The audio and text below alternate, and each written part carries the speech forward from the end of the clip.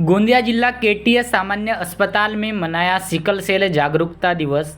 कार्यक्रम में बीमारी के संबंध में पूर्ण रूप से जानकारी दी गई। उसी प्रकार हमारे साथ गोंदिया जिला केटीएस सामान्य रुग्णालय के अतिरिक्त सिविल सर्जन डॉक्टर तृप्ति कटरे मैडम उपस्थित है। आइए देखते हैं इन्होंने जनता से क्या आह्वान किया है। क्या बताऊंगे मैडम, आज आपने अवेयरनेस प्रोग्राम लिया है सिकल सेल के बारे में। आज 19 जून को जागतिक सिकल सेल डिसीज़ अवेयरनेस दिन हम साजरा कर रहे हैं केटीएस में, और ऑल ओवर महाराष्ट्र ये सेलिब्रेट कर रहे हैं।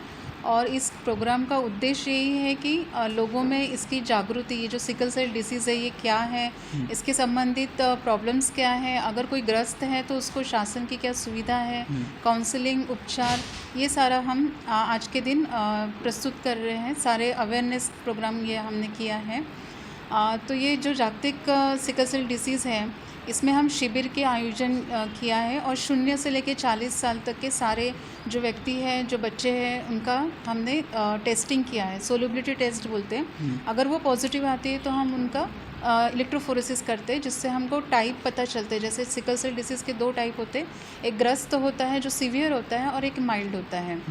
तो ये जो डिसीज़ होता है ये आनुवंशिक है, जेनेटिक डिसऑर्डर है। ये पेरेंट्स से बच्चों को जीन्स द्वारा ट्रांसफ़र होता है। तो अगर हम विवाह पूर्व ही तपासनी करें तो जो अगर माँ और बाप दोनों सपोज़ वाहक है तो वो बच्चों में ट्रांसफ़र होता है, और वो बच्चा सिकल सेल ग्रस्त होता है।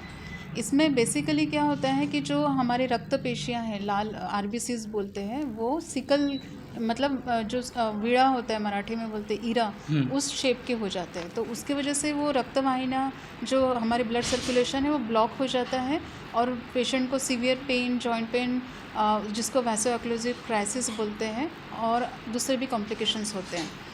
तो शासन ने एक जो इन ग्रस्त पेशेंट को काफ़ी सुविधाएं प्रोवाइड की है। तो हम अपने शिविर के माध्यम से उनको वही बताते हैं कि आपको गवर्नमेंट ने संजय गांधी निराधार योजना के अंतर्गत 1000 रुपये महीना ये प्रदान किया है। उनको मुफ्त उपचार, मुफ्त हैंडीकैप सर्टिफिकेट दिए जाते हैं। वो सर्टिफिकेट का वो उपयोग अपने एसटी सुविधा फ्री उनको सर्विस है।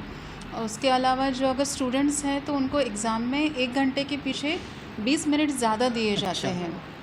और गर्भ जो जल होता है उसकी तपासनी के बारे में हम इस शिविर में बताएंगे।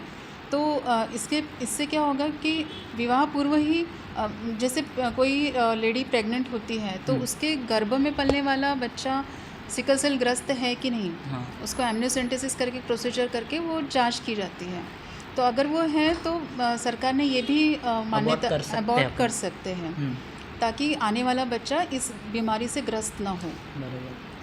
तो ये सब और ये हमको पंद्रहवाड़ा भी 15 दिन तक के करना है। हमारा उद्देश्य यही है कि ज़्यादा से ज़्यादा लोगों को हम स्क्रीन कर पाएँ, अगर डायग्नोस होते जल्दी ट्रीटमेंट कर पाए, और उनको जिसने शासन की सुविधा है वो दिया जाए। मैडम, आप गोंदिया जिला वासियों को क्या आह्वान करोगे? गोंदिया जिला वासियों को ये आह्वान करूँगी कि करीबी जो स्वास्थ्य केंद्र है जल्द से जल्द जाके अपनी ये जाँच कराए, और अगर जांच में पॉजिटिव आते हैं तो घबराएं ही नहीं।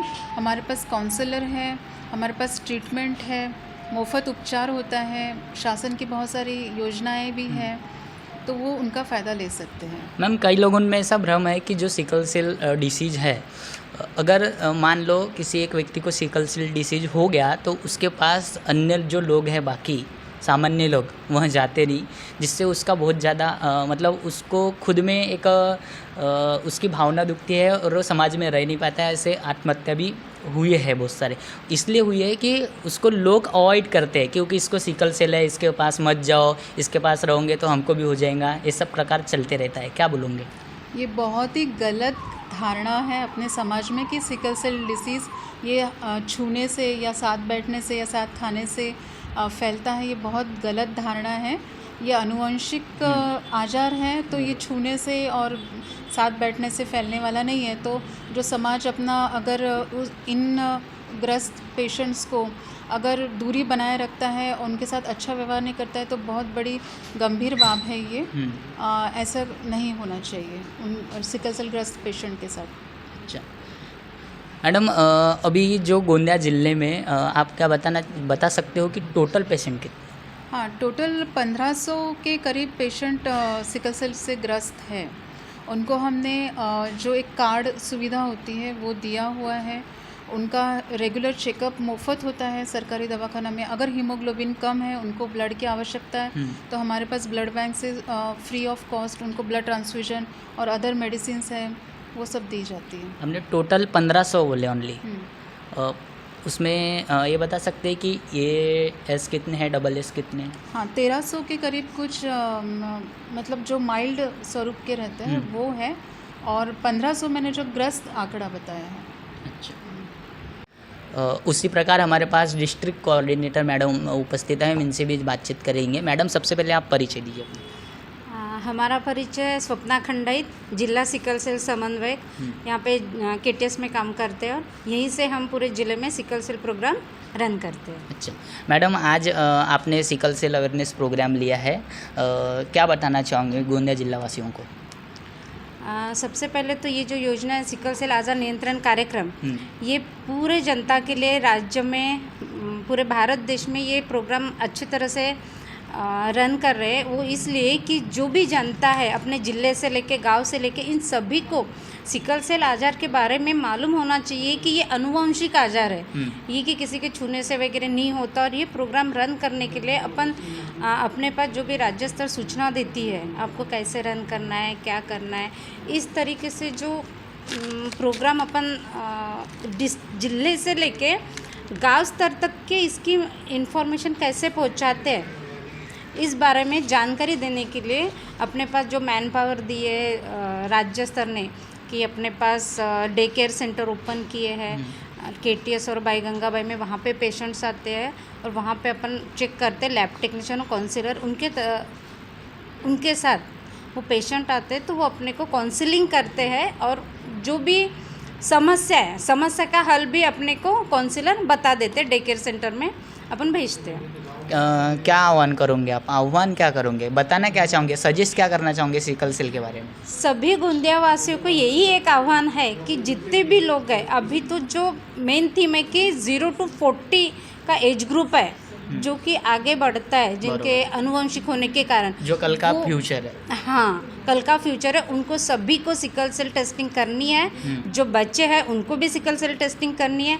और दूसरा ये है मेन इम्पोर्टेंट कि जो गरोदर माताएं हैं, जो कि आने वाली पीढ़ी है, बरोबर, उनको सिकल सेल होना नहीं चाहिए। या फिर आने वाली पीढ़ी का जो भी गर्भजल चाशनी करते हैं अपन, उसमें से अपने को पता चलता है कि होने वाला बच्चा जो भी निरोगी है, कैरियर है, सफ़रर है, ये अपने को पता चलता है। तो उनकी टेस्टिंग और 0 to 40 की टारगेट एज ग्रुप का जो भी है, उनको अपन आह्वान करते कि सभी जन सभी आरोग्य संस्थाओं में फ्री में सोलिबिलिटी चाशनी करवा लेते हैं। आप जाइए, जहाँ भी जाएंगे आपको फ्री में इसकी चाशनी करवा लेंगे, और आप खुद आके करवा लीजिए। और हमारे सभी डिपार्टमेंट को, आरोग्य विभाग को आप सहकार्य कीजिए, इतना मैं सभी जनता को आह्वान करूँगी। दर्शकों, हमने मैडम से बातचीत की है। मैडम ने बताया है कि जो सिकल सेल डिसीज़ है वह जेनेटिकली ट्रांसफ़र होता है, ना कि किसी के छूने से या किसी के साथ बैठने से।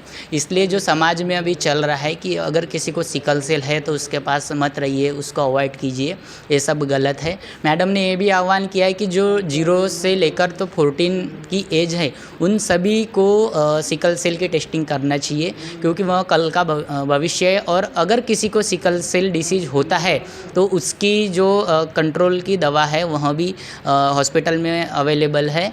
तो मैडम ने आह्वान किया है कि ज़्यादा से ज़्यादा लोग कोऑपरेट कीजिए और सिकल सेल के बारे में अवेयर कीजिए। ऐसी खबर देखने के लिए बापू की आवाज़ न्यूज़ नेटवर्क के साथ जुड़े रहिए, लाइक करें, सब्सक्राइब करें और बेल आइकन पर प्रेस करना ना भूलें।